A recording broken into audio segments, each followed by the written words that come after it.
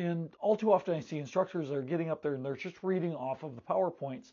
Hey y'all, if you haven't already watched that video by Roy, definitely go check it out. He poses some really good questions about mentors.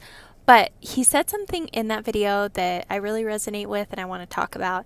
He said oftentimes teachers will get up in front of the class and they'll simply read off of the PowerPoint. So let's talk about it. So I've only been in the teaching world for about 2 years, right? So I definitely have been guilty of relying on a PowerPoint too much at times. And I will say personally and typically, it means that I'm ill prepared or whoever is reading directly off the PowerPoint for the duration of the class is ill prepared. And if you think about it as a student, the last thing that you want to do is sit there and be read to. You can read at home, right?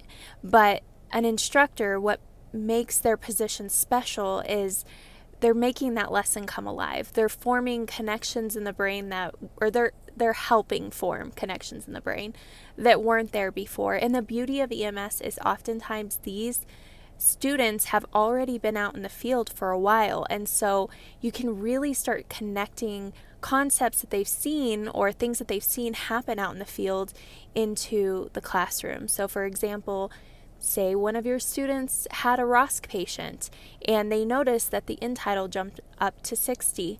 Well, now let's get into the nitty gritty of why. Let's talk about it.